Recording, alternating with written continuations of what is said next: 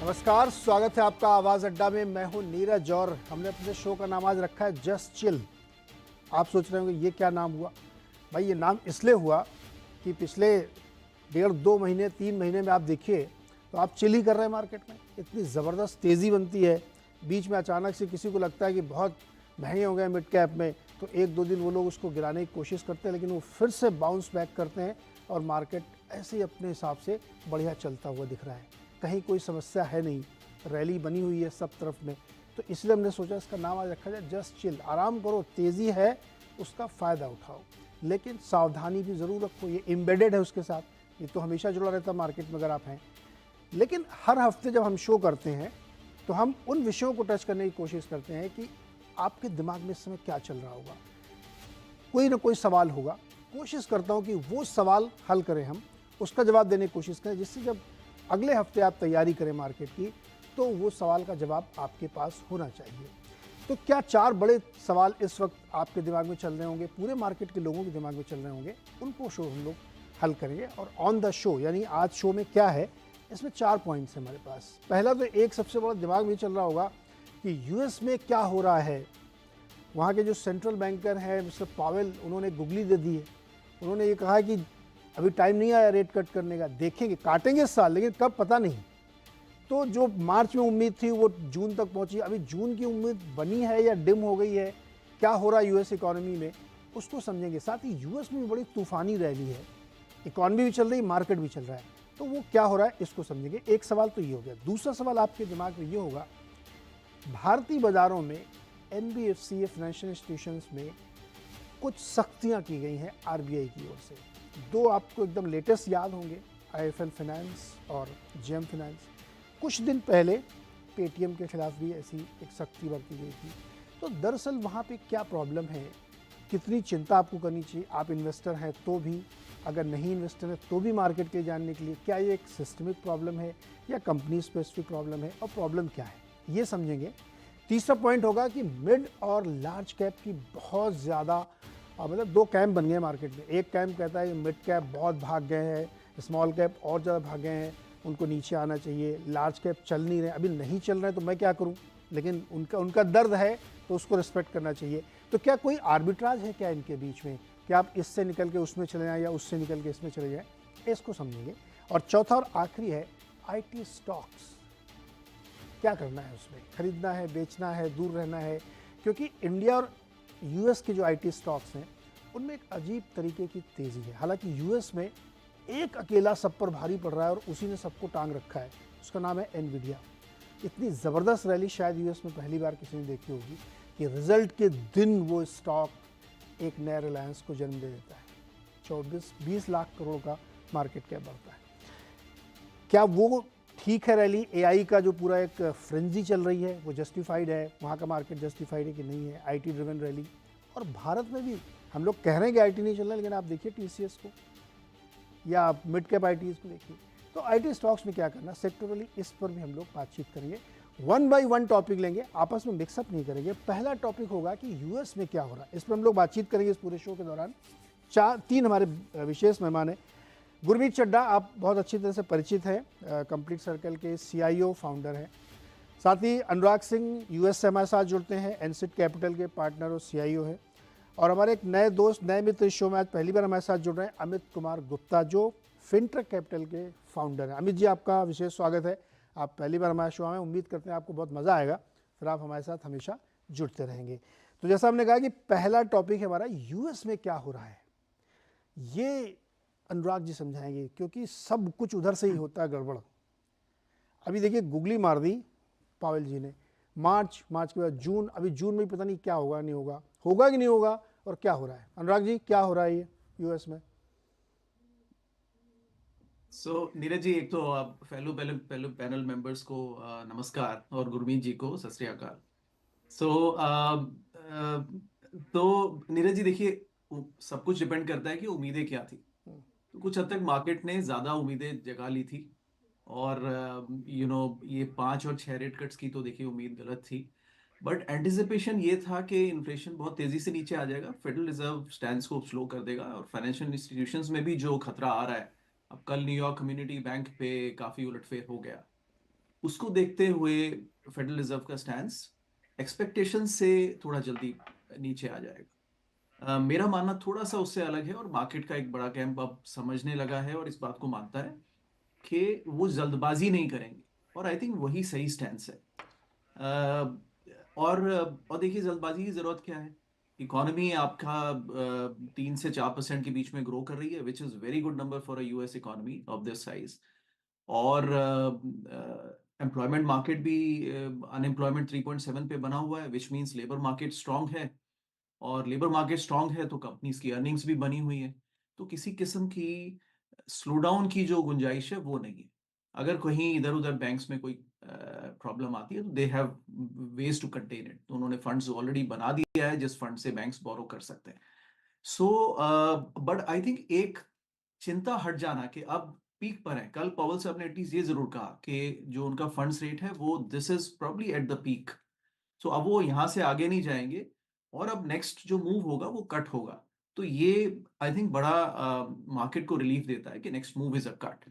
And मेरा sense है कि मार्केट में अबाउट 2 से 3 कट्स इस साल आ सकते हैं। हो सकता है वो पहला कट अबाउट जून मीटिंग में नहीं तो जुलाई मीटिंग में दे दें, लेकिन उसके बाद फिर 2-3 महीना रुक जाए और फिर आराम से अगला 25 बेसिस पॉइंट कट दें। सो 2 से 3 से ज्यादा उम्मीद नहीं करनी चाहिए, और उसकी जरूरत भी नहीं है। और तकरीबन ये नजरिया है अनुराग, नीरज। एक चीज मुझे बताइए, किस बेसिस पे आप कह रहे हैं कि 2 कट भी होनी चाहिए? हाँ। पहले 4 की 6 की सब एक्सपेक्टेशन लगाए थे, वो खिसकते मेरे को ये आप समझाओ कि बेसिस क्या है। देखिए, आपके यहाँ की ग्रोथ एनुलाइज बेसिस पे 2.5% की है ना, क्वार्टरली और हाई आ रही है। जॉब हम्म। मार्केट बहुत स्ट्रांग है, कंजम्पशन बना हुआ है, क्रूड कंट्रोल में है, तो क्यों करना चाहिए रेट कट? हम्म। तो नीरज, इसमें अगर उनके डॉट प्लॉट्स पे जाएं और उस पे हम उनका ट्रैक देखें, so which is the best case scenario they expect. तो उन्होंने ये नहीं कहा कि इस साल के एंड तक इन्फ्लेशन 2% ही आएगा तो ही हम कट करेंगे। पवल साहब भी रिपीटेडली ये कह रहे हैं कि we don't want to wait जब इन्फ्लेशन 2 हिट करें तो ही हम कट करें, but we want to see a falling trend. अब इस साल के एंड तक का प्रोजेक्शन है कोर पीसीई पर 2.4, अगले साल 2025 के एंड पर 2.2 का projection, which means they are not waiting for it to come to 2% to provide the rate cuts. दूसरा लॉजिक ये है नीरज कि एक between inflation and your interest rates, उसको बोलते हैं रियल रेट्स, वो करीब 1 से 1.5% रहना चाहिए। On a longer term basis तो वो 0.5 से 1% भी काफी है जो फेड के प्रोजेक्शंस में है। अगर आप अभी देखें तो इन्फ्लेशन अबाउट, अगर हम उसको 3% भी मान लें, तो अबाउट तो भी रेट कट 5.5 में 2.5% का फर्क है। इसको एटलीस्ट नीचे लाने की गुंजाइश है, विच मीन्स क्योंकि रियल रेट ही तो है जो मार्केट को इम्पैक्ट करता है। तो that's why this is the reasoning Neeraj के they don't need to be unusually high from the inflation rate. So that's why 2 से 3 रेट कट्स का गुंजाइश बनती है। मुझे लगता है 2 होंगे बट 3 भी हो सकते हैं। रियल रेट चूंकि बहुत गैप बहुत ज़्यादा है इसमें। गुरमीत जी, आपको लगता है कि 2 रेट कट होंगे, या ऐसे लगता है कि ऐसे करके करते टाइम पास हो जाएगा कि कुछ नहीं होगा? देखिए, हाँ, अनुराग जी ने एक बहुत अच्छी बात बोली। आई थिंक क्वेश्चन अब ये है कि किस स्पेस पे लूजनिंग होगी, और डिबेट ये है कि किस स्पेस पे लूजनिंग करेंगे। उनका एक स्टेटमेंट जो अगर आपने कल देखा हो, उन्होंने बोला कि दोनों रिस्क है, risk of cutting too early hmm, and risk of cutting too late.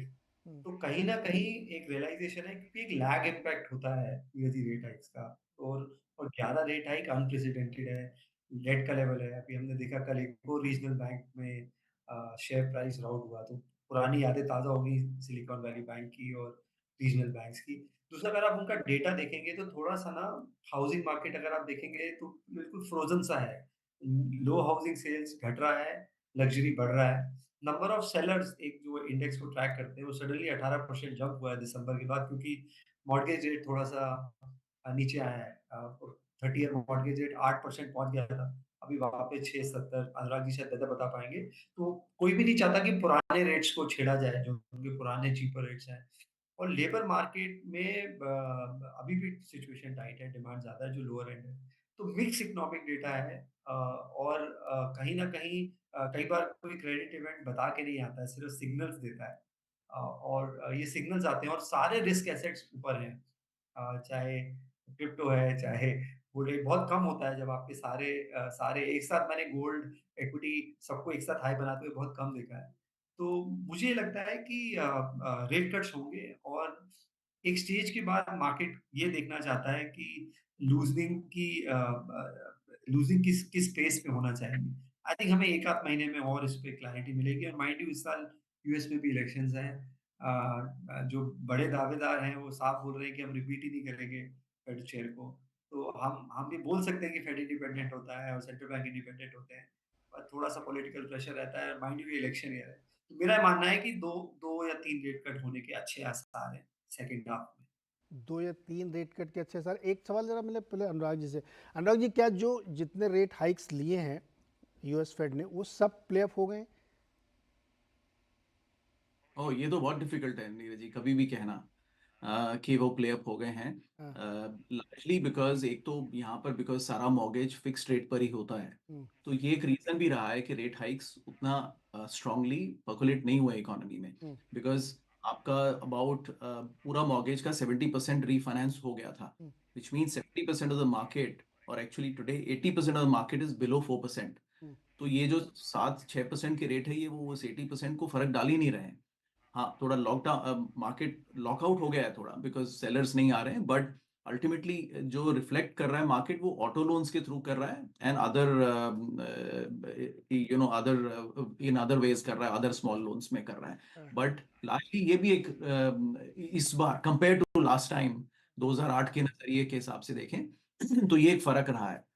तो I don't think play out हो गया है। दैट्स वेयर आपका वो पहला सवाल हम्म। कि उनको they don't need to wait till 2% because accidents can happen, so they need to keep the real rate in mind and उसको घटाना शुरू करना पड़ेगा उनको अभी, और वो कर देंगे। that's the reason कि they should start putting the brakes. Gurmeet, आपने कहा कि गोल्ड भी चल रहा है, बिटकॉइन भी चल रहा है, मार्केट भी चल रहा है, तो सबका साथ सबका विकास हो सकता है ना? नहीं हो सकता? ये जब होता है तो टिपिकली पुराना एक्सपीरियंस अच्छा नहीं है यूफोरिया का। हाँ, और मुझे ऐसा लगता है कि यूएस इकोनॉमी में स्ट्रेस पॉइंट्स हैं। हाँ, थोड़ा-सा हम अपने देश को ज़रूर वैल्यूएट करते रहते हैं। वहाँ पे आप देखिए मार्केट कैप टू जीडीपी कुछ कुछ और ही है और थोड़ा-सा मुझे लगता है केयरफुल होना चाहिए। बट जैसा जैसा मैं ये पहले भी बोल चुका हूँ, ये साल बॉन्ड भी अच्छा रिटर्न देगा। आप अगर थोड़े सेंसिबल हैं हम्म, और थोड़ा-सा रिटर्न एक्सपेक्टेशन रीसेट कर सकते हैं। देखिए रेट कट्स लगभग हर देश में होने वाला है। हम्म, आप आर्ग्यू कर सकते हैं 6 महीने, 9 महीने, साल, रेट कट होने वाला है। यील्ड यूएस में 4 के ऊपर है, इंडिया में 7 के ऊपर है। अगर नीचे आती है 50 से 100 बेसिस पॉइंट्स, ठीक-ठाक मार्क टू मार्केट गेन बनेगा। मैं इक्विटी फंड मैनेजर हूँ, फिर भी ये बात बोल रहा हूँ, हम्म। रिस्क रिवॉर्ड बहुत अच्छा है बॉन्ड में और थोड़ा-सा एक्सपेक्टेशन रीसेट करने की ज़रूरत है। ये बहुत बहुत अननेसेसरी एक्सपेक्टेशन सेट हो रहा है मार्केट में। बस मुझे यही खतरा लगता है फिलहाल।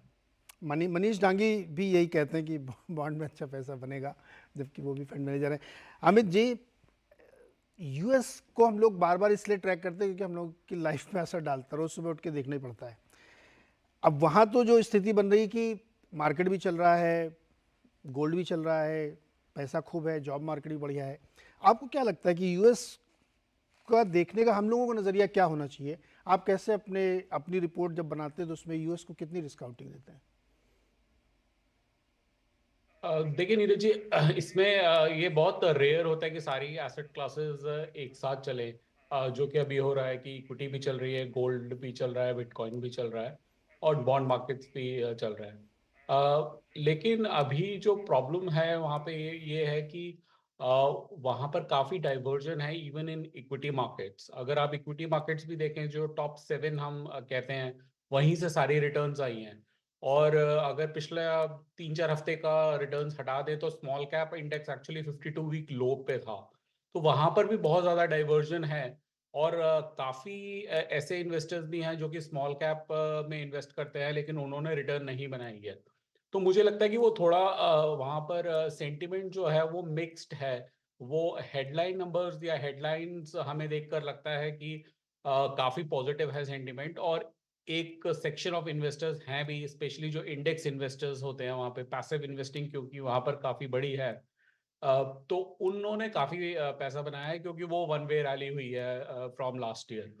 लेकिन यूएस में स्ट्रेस पॉइंट्स हैं, हाउसिंग में है, जो लोन्स की रीफाइनेंसिंग हो रही है उसमें प्रॉब्लम्स हैं, जो यूज्ड कार्स का इन्फ्लेशन था वो बिल्कुल क्रैश कर चुका है, ऑलमोस्ट हाफ प्राइसेस पे आ गए हैं। टेस्ला जो प्राइस पे यूज्ड कार बिक रही थी 2022 में, उसकी आधी आ चुकी है। सो काफी ऐसे पॉइंट्स हैं जहाँ पे स्ट्रेस है, और वो एक मार्केट थोड़ा लॉकआउट हो गया है कि सेलर्स नहीं है और बायर्स बहुत ज्यादा हैं। तो वो स्ट्रेस एक्चुअल में एक क्रेडिट इवेंट में कन्वर्ट होगा या नहीं, ये कहना बहुत मुश्किल है। हो सकता है हो सकता है ना हो, और कब होगा ये तो प्रिडिक्ट करना, टाइमिंग बहुत ही मुश्किल है। लेकिन वो एक स्ट्रेस पॉइंट है और उस पर हमेशा नजर रखनी चाहिए।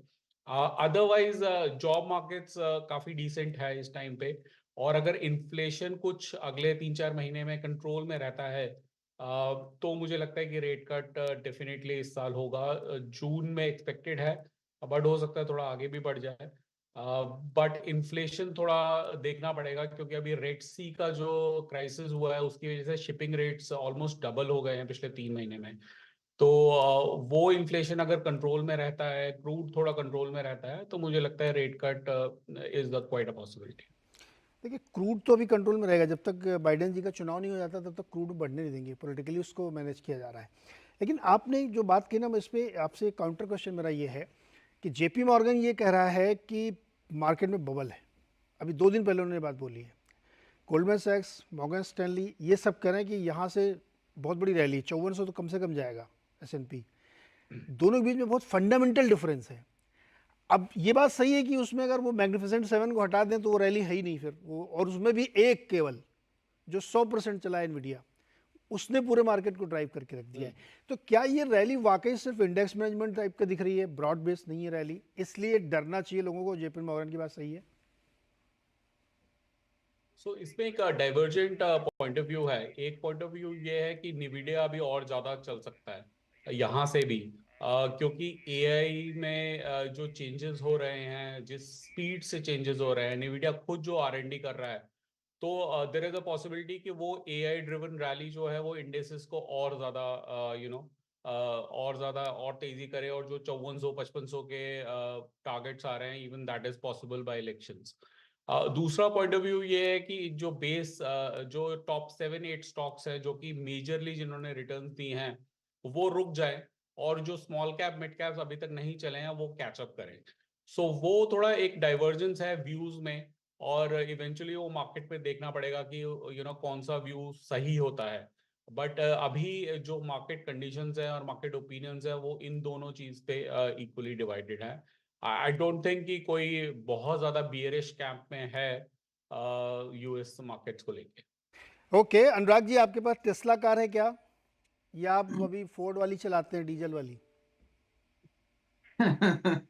नीरज जी, मैं तो डीजल डीजल तो नहीं, खैर वो पेट्रोल पे ही चलती है।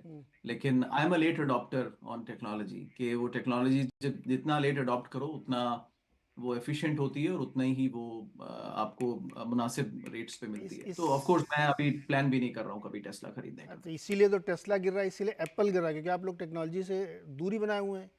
आप पता है कि एप्पल के फ़ोन नहीं बिक रहे हैं, बेचारे की बिक्री गिर गई है। और आपने अगर सही समय पे मुझे और गुरमीत जी को और अमित जी को बता दिया होता कि एआई वाले में पैसा लगाओ इन्विडिया में, तो आज हम लोग कितने पैसे कमा लेते। आपने लगाया कि नहीं इन्विडिया में? नहीं, देखिए, ये एक वो जो 7 स्टॉक्स थे ना, वो हाँ, मैग्निफिसेंट 7 का तो हाँ। अब छटनी होकर के सुपर 6 एंड क्रेजी 5 से अब सुपर 4 हो गया है। तो टेस्ला देखिए, टेस्ला का 22% चाइना से आता था, एप्पल की 20% सेल्स चाइना में होती थी। तकरीबन ये है कि वहां पर the rise of BYD is pushing Tesla out. So वो 20% सेल्स में प्रॉब्लम है। प्लस यही नहीं, सिर्फ स्टारबक्स ले लीजिए, एस्टे लॉडर देख लीजिए, कॉस्मेटिक कंपनीज लुई वुइटन देख लीजिए, तो इन सब में खतरा है। सेम स्टोरी विद एप्पल, तकरीबन लग रहा है कि they will push out Apple, Huawei will push it out.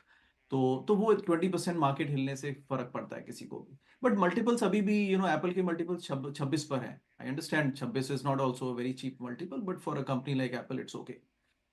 Tesla still थोड़ा ऊपर है, नीचे जा सकता है, बट ब्रॉडली अगर आप देखें तो अब market is coming to sense कि किस कंपनी को कितना वैल्यूएशन देना है। हाँ, थोड़ी क्राउडिंग आउट हो गई है। अब मैंने बात सुनी अमित की, ऊपर जा सकता है, नीचे जा सकता है, स्टॉक जा सकता है। उस पर डिबेट करना अलग है, but Nvidia is still $80 billion sales company. अब पूरी दुनिया पे तो कब्जा नहीं कर लेगा ना, मतलब हो गया 2.2 ट्रिलियन का valuation. I mean I understand, but this is the point, when I say के I want to be a year too early to exit rather than a day too late. तो वो ठीक है, बट एक frenzy पे एक limit से आगे नीरज जी वो पार्टिसिपेशन करना गलत है। तो वो मैं रेकमेंड नहीं करूंगा कहीं भी। बट अदरवाइज मार्केट ठीक है। कोई कह रहा है कि मार्केट बहुत बुलिश जोन में आए, मुझे तो ऐसा नहीं लगता, क्योंकि we are still placed in predominantly the other section of the market जी। Which will rebound. Gurmeet sir, एक बहुत छोटा सा एक्सप्लेनेशन आपकी चाहिए, ये बहुत सीरियस क्वेश्चन है। देखिए, गुरमीत जी को टेस्ला अभी भी महंगा लगता है, जो अपने आप में 27% केवल 2024 में गिर चुका है। बेचारा परेशान है कि कैसे सस्टेन करें, वो अपना बिजी रहते हैं एक्स में ही केवल। दो चीज़ें इसमें मैं एक्सप्लेनेशन आपसे चाहता हूँ। देखिए, एक तरफ टेस्ला का गिरना ये दिखाता है कि जब 7 साल बाद दूसरी बैटरी लगवाने गया आदमी, तो उसको समझ में आया गुरु भी बहुत महंगी गाड़ी है ना, अभी थोड़ा समझ में नहीं आ रहा उसके। एप्पल इसलिए गिर रहा है क्योंकि वो जो चाइना ने उसको हिट दिया है ना, वो ये कह रहे हैं कि रिफर्बिश फ़ोन भी आप डिस्काउंट पे जितना चाहो बेचो, बट बेचो। और उन्होंने अपनी वो ईवी वाली जो ऑटोनोमस कार में तो आईडे ड्रॉप कर दिया। ये एक बड़े शिफ्ट हैं ये। आपको लगता है कि ये एक बहुत बड़ा चेंज है और इसी का आर्बिट्राज एआई वाला ले गया एनवीडिया? कुछ हद तक आर्बिट्राज होता है, उनका जी पैसा चेज भी करता है जहाँ पे फ्रेंजी होता है, हमने देखा है वो मार्केट में। दूसरा, मुझे मेरा ये मानना है कि थोड़ा-सा कई बार काउंटर सिक्लिकल होना चाहिए मार्केट में। कुछ पार्ट पोर्टफोलियो का, मैं नहीं कह रहा हूँ कि आपको पूरा काउंटर सिक्लिकल होना चाहिए, कुछ पार्ट होना चाहिए। अब देखिए आईटी को कोई टच ही नहीं कर रहा था लास्ट से। इन्फोसिस 1100 में भी महँगा लग रहा था, एचसीएल 1000 में भी महँगा लग रहा था। सिमिलरली अभी कोई केमिकल्स को टच नहीं करना चाह रहा था। सडनली आप देखिए टाटा केमिकल और आरती में बहुत अच्छा मूवमेंट आया। और हमें ये डिफाइन करना चाहिए ये अच्छा बिज़नेस है, टेम्परेरी प्रॉब्लम है, कि अच्छा बिज़नेस है और स्ट्रक्चरल प्रॉब्लम है। तो मेरा ये मानना है कि टेस्ला का जो साइबर ट्रक है, जो मेरा रिव्यू मुझे लगता है बहुत अच्छा प्रोडक्ट है और काफ़ी अच्छा मूव करेगा और चाइना में हमेशा स्लो डाउन नहीं रहना है। बहुत कुछ चाइनीज़ गवर्नमेंट भी करेगी, चाहे वो एप्पल की सेल्स हैं, चाहे चाहे कुछ हद तक टेस्ला की सेल है और बढ़ रहा है। एक एक इसमें टोयोटा का एक बहुत अच्छी थ्योरी आई है अभी 1690। वो ये कहते हैं कि अगर एक ईवी अगर आप बना रहे हैं, तो उसी रॉ मटेरियल से आप 6 हाइब्रिड बना सकते हैं जो प्लग इन है और 90 हाइब्रिड बना सकते हैं जिनको प्लग इन की ज़रूरत ही नहीं है। तो टोयोटा कह रहा है कि फ्यूचर हाइब्रिड है और जो कार्बन प्रिंट है, वो ओवर अ लाइफ टाइम देखेंगे आप इमीडिएटली देखेंगे हाइब्रिड का बेटर है, कम कार्बन प्रिंट करेगा ईवी से।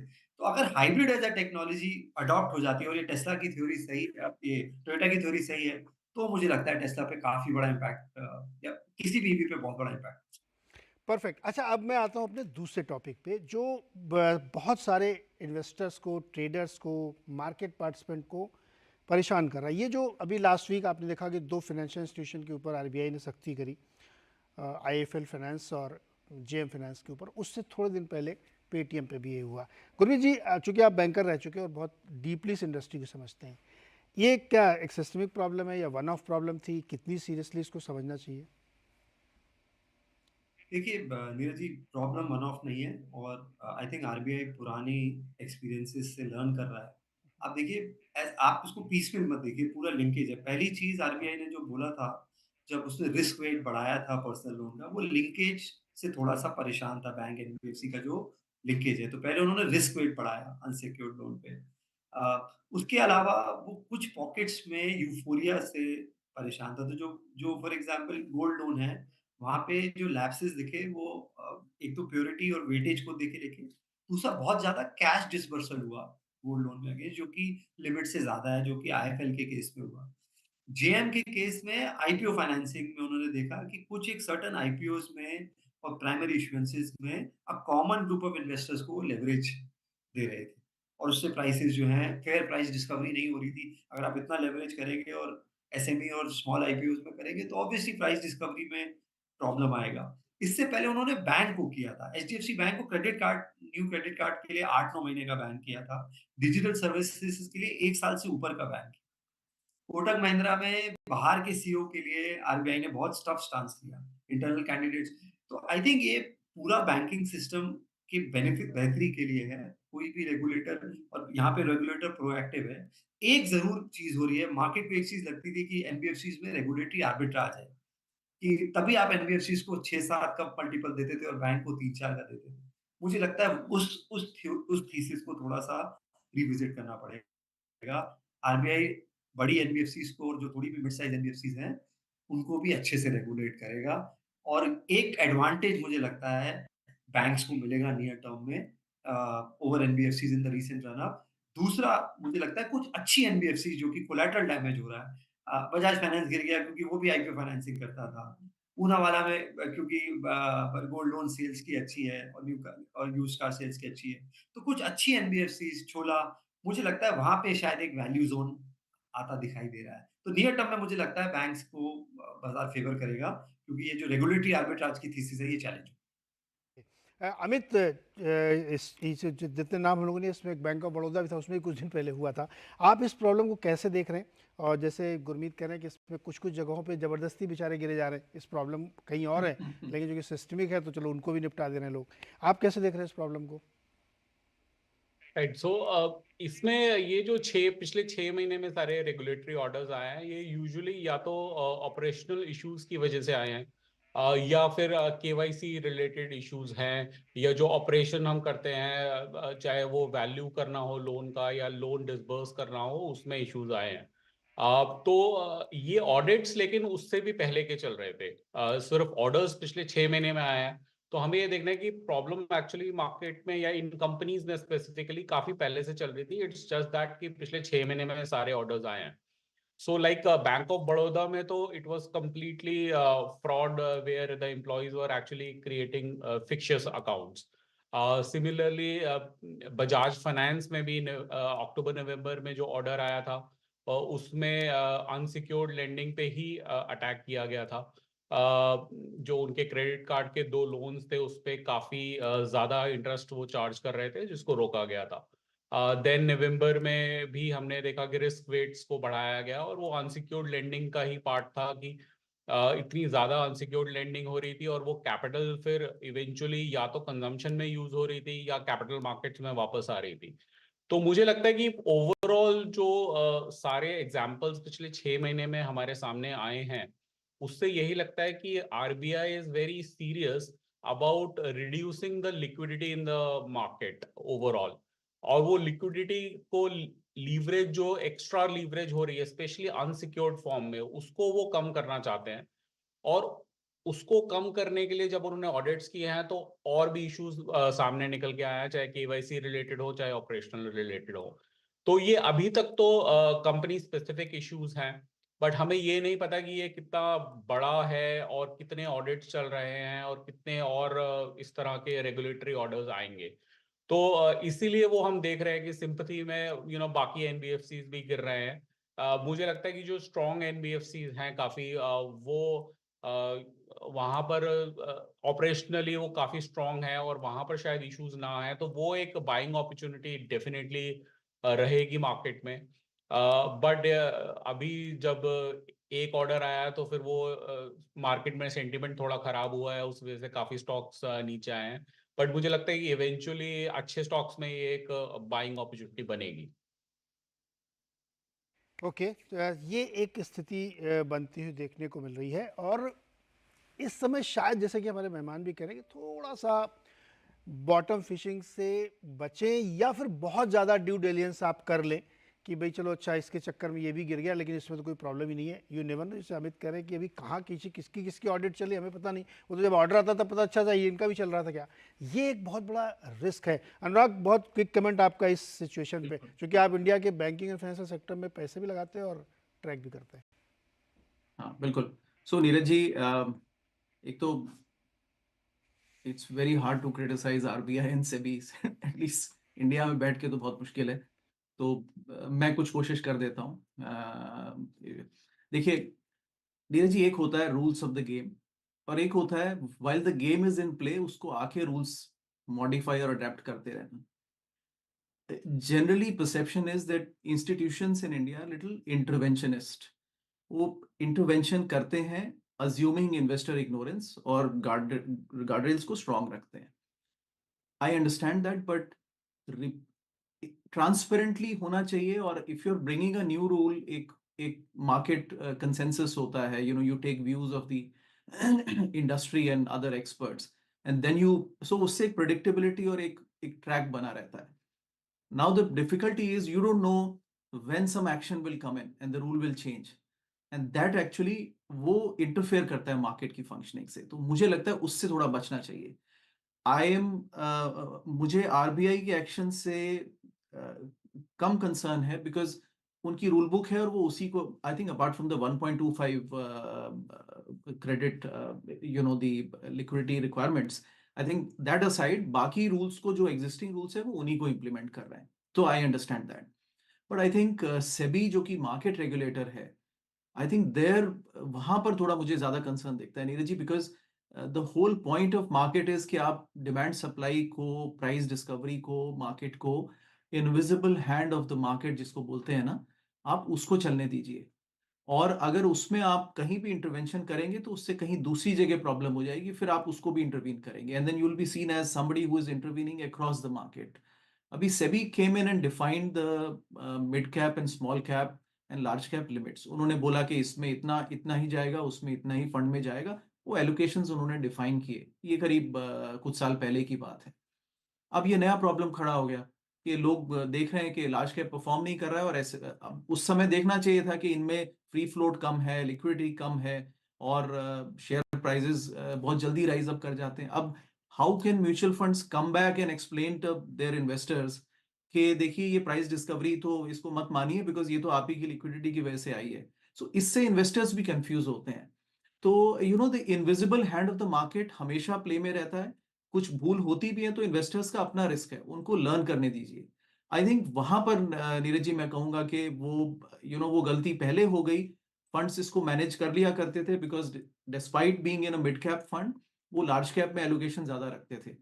और उसका वही रीजन था कि वहां पर लिक्विडिटी है और सेफ्टी है, प्राइस डिस्कवरी हो रही है. अब वो गलती ऑलरेडी हो चुकी है. आई थिंक इससे बचना चाहिए. ये मेरा लिमिटेड टेक है, and I have no qualms in admitting that this was a big mistake, really. नहीं, ये बहुत इंटरेस्टिंग है और इस पे हमारे, मैं तो ये मानता हूँ कि रेगुलेटर्स बहुत सजग हैं इंडिया के, और वो बहुत स्विफ्टली एक्शन लेते हैं. सेबी ने भी इस जेएम फाइनेंशियल वाले मामले में उनके बॉन्ड इश्यूएंस पे रोक लगा दी है, आईपीओ फाइनेंसिंग पे तो रोक है ही है, एंड विद इन 60 डेज इनकी जांच पूरी होनी है. ये interim order already JM financials के लिए आ चुका है. तो दोनों ही रेगुलेटर है, वो सिक्योरिटी मार्केट का और बैंकिंग का, दोनों ही बहुत एक्टिव हैं. और मैं तो मानता हूँ कि आरबीआई से भी बहुत ही टाइमली, बहुत स्विफ्ट और बहुत सोच समझ के लेते, फिर उसमें रिवर्सल नहीं होता कि जैसे पेटीएम वाले बहुत लोग सोचे थे कि कुछ फैसला बदल देंगे क्या, रिव्यू करेंगे. वो बिल्कुल क्लैरिटी के साथ था ऐसा कुछ नहीं होने वाला है. तो ये बहुत ध्यान रखना चाहिए, इसलिए हमने कहा इस इशू पे बातचीत होनी चाहिए. एक छोटा सा ब्रेक लूँगा यहाँ पे. ब्रेक से जब हम वापस आएंगे तो मिड और लार्ज, स्मॉल कैप और लार्ज कैप का आर्बिट्राज, साथ ही आईटी स्टॉक्स में क्या करना चाहिए, बातचीत करेंगे. फिर से मार्केट का अड्डा यानी स्पेशल वीकेंड शो है, और जिसमें हम लोग बातचीत कर रहे हैं तमाम इश्यूज़ पे. एक इशू और है, अक्सर ये डिबेट आपने सुनी होगी मार्केट गलती की, भाई स्मॉल कैप बहुत बढ़ गए हैं, लार्ज कैप उतने नहीं चले हैं. इसको डेटा सोच समझते हैं. एक्चुअली ये हुआ है ऐसा. पिछले 4 साल का मैं आपके सामने नंबर रखता हूँ. जो 500 स्टॉक्स का हमारा यूनिवर्स है, उसके बीच में हुआ क्या है. उसमें अल्ट्रा लार्ज से लेकर के स्मॉल कैप तक को आप शामिल कर लेते हैं एज पर डेफिनीशन एमफी को जो दी गई गाइडलाइंस. तो उसमें आप देखेंगे कि जो ग्राफिक लेके आइए, उसमें लार्ज कैप स्टॉक्स जो हैं, जो ऊपर से अगर आप 50 लेके चलेंगे, 52 लेके चलेंगे, तो उसमें 50% ऐसे. ये डेटा मार्च 2020 से फरवरी 2024 का है. 52 जो शेयर हैं उसमें से 53% ने मल्टीबैगर के तौर पे काम किया, यानी बड़े वाले स्टॉक्स में पैसा बनाया, खूब बनाया लोगों का. मिड कैप में 53% है, बट स्मॉल कैप में 68%. यानी वहाँ बहुत ज़्यादा तेज़ी आई है मार्केट में पिछले 4 सालों में. यानी प्रिसाइसली कोविड के बाद से जो रैली बनी थी उसमें स्मॉल कैप ने आउट परफॉर्म किया है. ये बिल्कुल डेटा आपके सामने इस बात की गवाही देता है, और इसीलिए बार बार बीच बीच में ये बात चर्चाएँ भी आती हैं कि स्मॉल कैप में बहुत ज़्यादा तेज़ी है. निफ्टी 50 को जब आउट परफॉर्म करने की बात आ रही है तो स्मॉल कैप ने 40% टाइम्स जो है 40% आउट परफॉर्म किया, मिड कैप 31% और लार्ज कैप ओनली 17%. तो इसमें कोई शक नहीं है कि छोटे वाले शेयर्स ने बहुत तेज़ी से आउट परफॉर्म किया है और चीज़ों को लाई है. अब इसमें 2 व्यू बनते हैं. एक, कुछ लोगों को कहना है, कई फंड मैनेजर्स कहते हैं कि मिड कैप में तो फ्रॉथ हो सकता है, लेकिन स्मॉल कैप में नहीं है, बावजूद इसके कि उसने सबसे ज़्यादा तेजी दिखाई, क्योंकि उसकी अर्निंग जो इतनी आई है वो इसके एवल्यूशन को जस्टिफाई करती है। हाँ, लार्ज कैप लेगार्ड रहे हैं, उसमें उतनी तेज़ी नहीं बनी है कंपैरेटिवली। इसको कैसे समझा जाए? क्या ये सही समय है?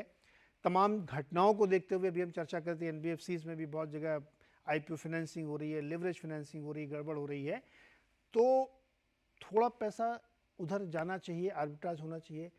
गुरमीत जी, आपसे शुरू करें, आपका क्या व्यू है इस पर? तो नीरज जी, अगर आप इसको डेटा से कोरिलेट करें, अभी आप Q3 का नंबर देखते हैं जो भी आया है, हमारा अर्निंग ग्रोथ Q3 का BSE 500 का, क्योंकि आपने 500 की बात करी, 25% है, और रेवेन्यू ग्रोथ जो है 7%।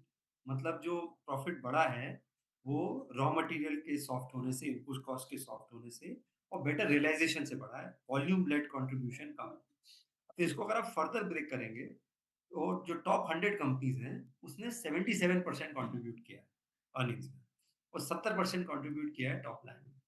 तो जो जो जो आंकड़े हैं वो ये बता रहे हैं कि जो टॉप 100 है उसका ज्यादा कंट्रीब्यूशन है रेवेन्यू में, निफ्टी 500 के और प्रॉफिट में, और स्मॉल मिड कैप का थोड़ा कम है, और वैल्यूएशन रिवर्स है। इसके अलावा आपने 4 साल का डेटा दिया, आप थोड़ा सा इसको लंबा कर दीजिए 10 साल में, और आप निफ्टी 50 का, निफ्टी 200 का, निफ्टी 500 का, निफ्टी मिड कैप का और स्मॉल कैप इंडेक्स का रिटर्न निकालेंगे 10 साल का, तो 2 से 3% का लॉन्ग टर्म में डाइवर्जेंस है। तो और आप पिछले साल अगर देखेंगे तो ये डाइवर्जेंस जो है वो 30-40% है। निफ्टी 20-25% है, मिड कैप 50% है, स्मॉल कैप 60-62% है। तो कहीं न कहीं थोड़ा-सा कैच अप होगा। और हमने एक चीज़ अगर आपने नोट की हो, बाज़ार की जो ब्रेडथ थी पिछले कुछ दिनों में, स्मॉल मिड कैप में थोड़ा करेक्शन आया है, और निफ्टी जो है आपको न्यू हाई दिखा रहा था पिछले 2-3 दिन में, आज का रिवर्स अगर आप छोड़ दीजिए। और नीरज जी, 2017 में एग्ज़ैक्टली यही हुआ। स्मॉल कैप इंडेक्स ने बहुत अच्छा रिटर्न दिया था। 2018 में जैसे अनुराग जी ने बोला, कैटेगराइज़ेशन चेंज हुआ और 20-25% का करेक्शन आया, और निफ्टी का लेवल पे ज़्यादा चेंज है। इस स्पेस में बस रिस्क ये है कि आपको ऑप्टिकली मार्केट में नहीं लगेगा कुछ हुआ है, और नीचे पोर्टफोलियो में काफ़ी पिटाई हो जाती है।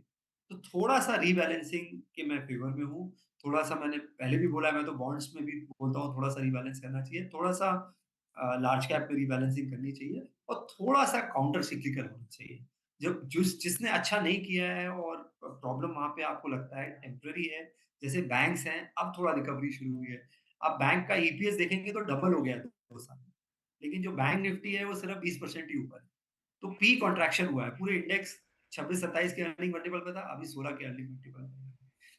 अब करेक्ट। कुछ एक सेक्टर्स एक सिक्लिकल लॉ से जा रहे हैं, जैसे केमिकल्स हैं, कुछ एग्रोकेमिकल स्टॉक्स, उसमें कुछ अच्छी कंपनीज भी हैं जो हमने देखा टाटा केमिकल में क्या हुआ पिछले 1 हफ्ते में, 8 या 9 के अर्निंग मल्टीपल पे था। थोड़ा-सा आप काउंटर सिक्लिकल कीजिए, और थोड़ा-सा लार्ज कैप बायस, मैं ये फ़ेवर करता हूँ इस टाइम में। मैं ये भी नहीं कह रहा कि सारे मिड और स्मॉल कैप महँगे हैं, हम्म, कहीं भी अपॉर्च्युनिटी नहीं है। हम्म, बट अगर आप स्मॉल कैप फंड्स भी देखेंगे, 150 स्टॉक्स लेके बैठे हैं जो best performing small cap funds हैं, वो फंड फ्लो रिस्ट्रिक्ट कर रहे हैं। सभी ने तो अभी बोला है, हम्म, अच्छे mid cap, small cap fund बहुत समय से फंड्स को रिस्ट्रिक्ट किए हैं। करेक्ट। तो अपॉर्च्युनिटी थोड़ी।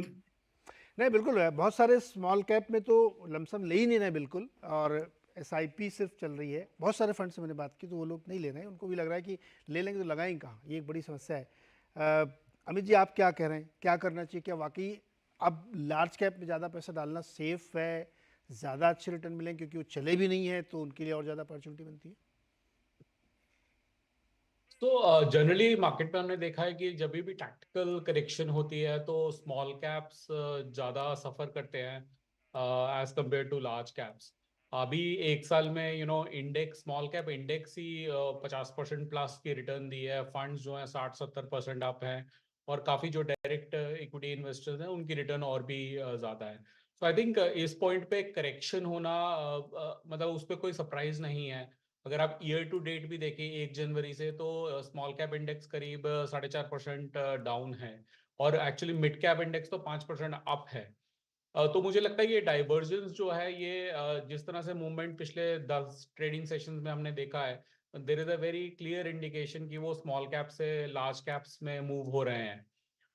वैल्यूएशन एक पैरामीटर है, लिक्विडिटी भी एक पैरामीटर है, क्योंकि स्मॉल कैप्स में लिक्विडिटी इशू आ जाता है जब सेलिंग प्रेशर ज़्यादा हो जाता है, जब रिडेम्पशन प्रेशर ज़्यादा हो जाता है।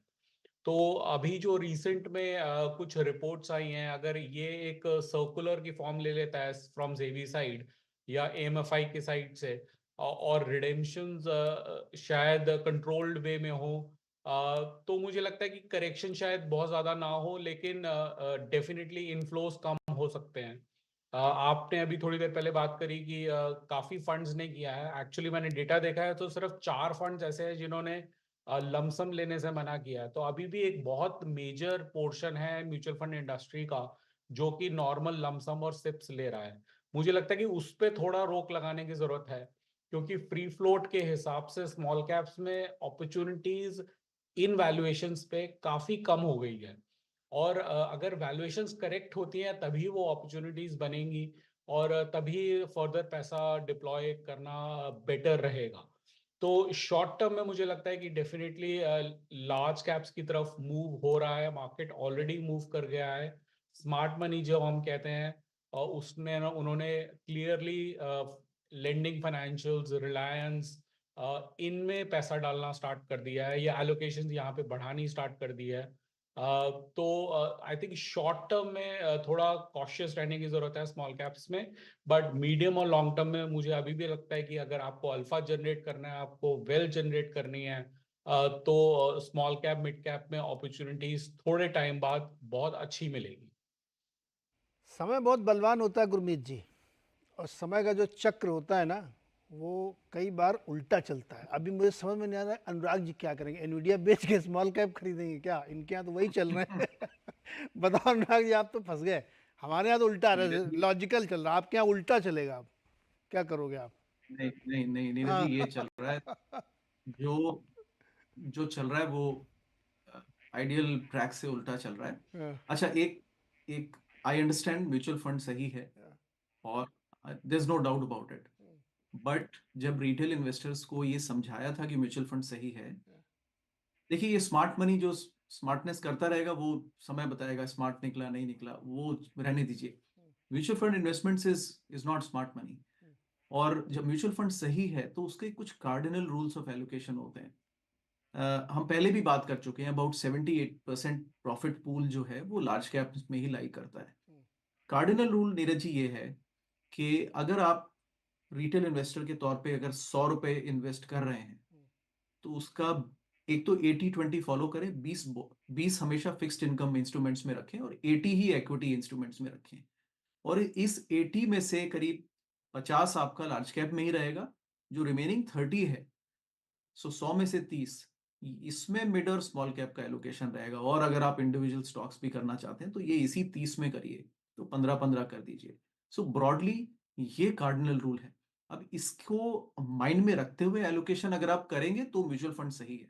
अदरवाइज आई थिंक ये मार्केट में थोड़ी मिसडायरेक्शन हो गई है, and this is exactly the problem that I was saying earlier, कि अब आप कोई फंड्स को रेस्ट्रिक्ट करेंगे तो फिर तो लोग और आएंगे उसके पीछे। अब तो वेटिंग लिस्ट तैयार हो जाएगी। रादर कुछ फंड्स अलाउ करेंगे तो लोग बोलेंगे चलिए उधर कर लेते हैं। It will be seen as a recipe of making money कि यार स्मॉल कैप्स ही लगाइए, अब तो रोक परमिट नहीं किया जा रहा है, पैसा ले नहीं रहे लोग, तो people will find ways to find the money into the small caps. This is a classic problem of market intervention जो कि नहीं होना चाहिए था। तो I think Neeraj ji, at least इस हमारी चर्चा से अगर इन्वेस्टर्स कुछ, और इसमें स्मार्ट होने की जरूरत नहीं है आपको। If somebody says large cap तो परफॉर्म नहीं करे 3 साल से, भाई इसीलिए तो रूल आया था कि आप इसको देखिए ही मत, लॉन्ग टर्म में they will perform the way they have been doing, right? अगर आप इतने ही स्मार्ट हैं कि अगर आप देखते हैं जब जो फंड परफॉर्म करेगा मैं वहां चला जाऊंगा, फिर आपको इस चर्चा की जरूरत भी नहीं है, फिर आपको किसी एडवाइजर की भी जरूरत नहीं है, फिर आप वो कर सकते हैं। लेकिन generally for anybody who wants to invest in mutual funds, ये कार्डिनल रूल्स कभी ब्रेक नहीं करने चाहिए। जी, देखिए, मैं तीनों हमारे जो गेस्ट हैं इनसे 100% सहमत हूँ, और कोई भी इससे डिसएग्री नहीं कर सकता कि यही सही तरीका होता है। लेकिन क्या होता है ना सर, जब फोमो होता है ना, जब एक एक दिन में 10-10%, 20-20% एनवीडिया चलता है ना, तब फिर ये सब ज्ञान ना साइड हो जाता है। ये प्रैक्टिकल बता रहा हूँ मैं इसलिए क्योंकि इन्वेस्टर के मन में रहता है यार, अनुराग जी ने बताया था मत लगाओ, ये पता लगा ट्रिलियन गुना हो गया 2 महीने में, और उनका ज्ञान लेके मैं क्या करूँ।